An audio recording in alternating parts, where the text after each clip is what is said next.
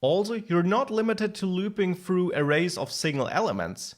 You can also loop through arrays which hold objects, or you can also loop through objects. Let me show you. Above this template here, since this really populates the whole field, I'll enter some new code, a horizontal line above and below so that we can clearly see it. Here, I want to output an unordered list with a list item, obviously, where I will use my for loop as before. Now I want to loop through persons, so I will loop through person in persons, and then I could output person, referring to this person variable created by Vue.js automatically here, since I named it like that, person.name, for example. If I hit enter, we see Max and Anna here. That should be straightforward. It's the same usage as before, just using objects now, but since I access the properties there like I always do, there's nothing special about that. Now let's say I don't want to use this default loop, but instead I want to loop through all the key value pairs in that object, like in a for in loop in normal JavaScript. Let's say I want to create a span for each key value pair, and here I can use a nested for loop with v-for. I can nest them as much as I want. And then looping through it is as simple as extracting the value in persons.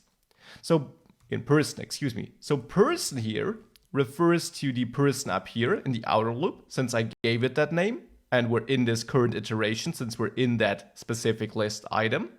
And value, well, that name was chosen by me, but it will automatically be the value of each property. So I could output value here, just like that. If I now hit Control Enter, we see max 27 red, not very nicely formatted, but you do see that these are the values of all the properties of these persons here. So that is how we can loop through properties of objects. Now, as with arrays, where we could also retrieve the index, for looping through objects, we can also not only retrieve the value of a property, but by adding parentheses, also the key. As with arrays, the ordering here is important. The names of these variables, which are created automatically, are chosen by me. I could also name this v and k, just like that. But the order is important. The first one, and if you don't add parentheses, the only one as before, will always be the value of the property. The second one, key in this case, will be the name of the property, the key name. So I could say key, colon, and then the value. And if I now hit enter, you see it looks a little bit nicer. If we make this a div instead of a span, well, then we clearly can see name, age, color for all the persons. So now we're looping through all the key value pairs, extracting both key and value. Value again is the first element though, and then outputting it here by using the variable names we chose between the parentheses.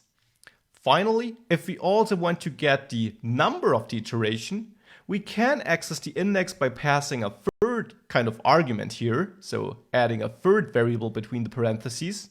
This will be simply the index of the current iteration. So here I can finally then output in parentheses after the value here, for example, between curly braces as always, the index like that. Fortunately, a bit hard to read. That should make it easier. So if I hit enter a final time, well, we see the index here, 0, 1, 2, 0, 1, 2, as we loop through the property or the key value pairs in our objects here. That is the v-for loop.